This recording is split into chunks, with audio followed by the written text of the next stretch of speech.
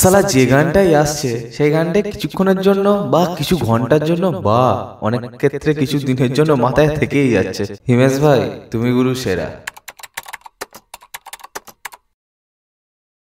হে guys, what's up. আজকের এই ভিডিওতে আমরা কথা বলবো ব্যাড অ্যাজ রবি কুমার নিয়ে। ইয়েস, রিভিউ তো করা সম্ভব না, কিন্তু আমার এই সিনেমাটাকে নিয়ে কীরকম মনে হচ্ছে সেটা একটুখানি বলি।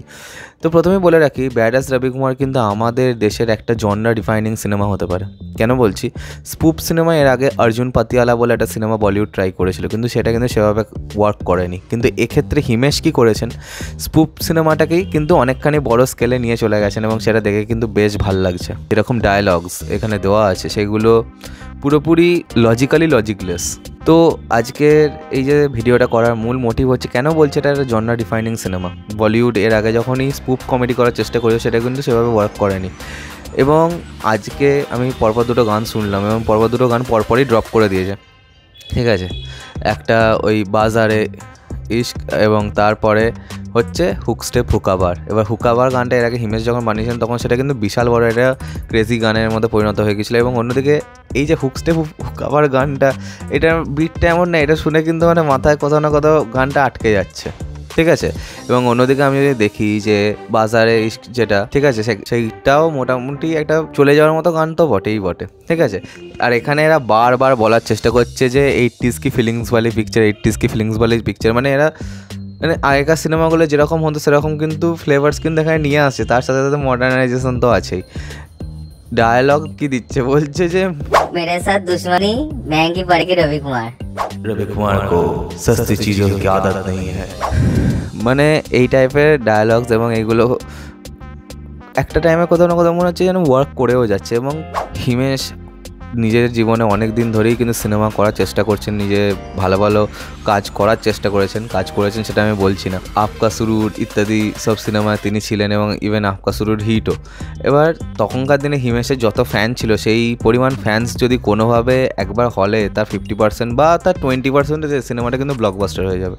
এটাই হচ্ছে ব্যাপার। তখন যেভাবে সিডি ফিডি বিক্রি হতো হিমেশের নামে, ক্যাসেট বিক্রি হতো, সেগুলো মানে পাগলের মতো। মানে বিয়েবাড়ি ফিয়েবাড়ি সব জায়গায় হিমেশের গান বাজছে,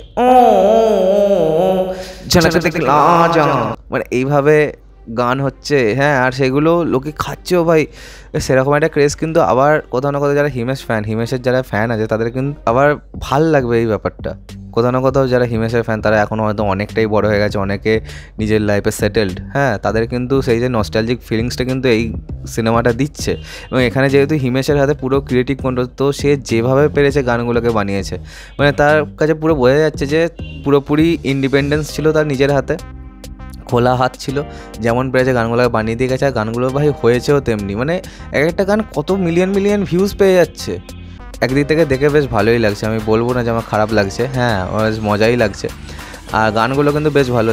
ওই যে গানটা কয়েকদিন আগে বেরিয়েছিল, দিলকে তাজমহল মে, ওই গানটা আরও মনে হচ্ছে নাকি সুরে হয়ে গেছে, ঠিক আছে। তো সব মিলিয়ে মোটামুটি একটা মস্তির জিনিস কিন্তু লাগছে দেখে, ঠিক আছে। ক্রিঞ্জিনেসটাকেও যে এভাবে এনক্যাশ করা যায় সেটা কিন্তু খুব একটা ভালো ব্যাপার। এবং অন্যদিকে আমি যদি দেখি যে বিজনেস পার্সপেক্টিভ দিক দিয়ে, তো যে জিনিসটা দেখে লোকে হাসছে তাহলে সেটা লোককে এন্টারটেন করছে, তো সেটা যদি তোমার সেলফ মকারি করেও হয় তাহলে সেটাকেও সেল করে দেওয়া উচিত। তো বিজনেস পার্সপেক্টিভ দিয়ে আমরা কিন্তু এই জিনিসটা আমরা খুব ভালো করে বুঝতে পেরে গেছি ব্যাড অ্যাজ রবি কুমারের মাধ্যমে। কারণ হিমেশকে নিয়ে যে পরিমাণ খিল্লি করা হতো হিমেশের অভিনয় নিয়ে, ও সেটাকেই পুরোপুরি এনক্যাশ করে নেওয়ার চেষ্টা করেছে। এবং প্রথমে যে ব্যাড অ্যাজ রবি কুমারের 3 মিনিটের যে ট্রেলারটা ছিল সেই সিনেমাটা কিন্তু এটা নয়, সেই সিনেমাটা কিন্তু তারপর থেকে হয়নি। তারপরে ওরা কিন্তু অনেক চেঞ্জেস কিন্তু করেছে। তো দেখা যাক আলটিমেটলি এই সিনেমাটা কেমন হয়। তোমরা বলো, তোমাদের কি মনে হচ্ছে ব্যাড অ্যাজ রবি কুমারের জন্য? আর কোনোভাবে তোমাদের কি মনে হয় সিনেমাটা হিট হওয়ার সম্ভাবনা আছে? আর চলো আজকের মতো ভিডিওটা এখানে শেষ করলাম। কমেন্ট করে জানাবে তোমাদের কেমন লেগেছে এই গানগুলো এবং ব্যাড অ্যাজ রবি কুমার নিয়ে তোমাদের কি থিঙ্কিং। আর সাবস্ক্রাইবটা প্লিজ করে দাও যাতে আমার সাথে তোমাদের আবার দেখা হয়। Bye bye.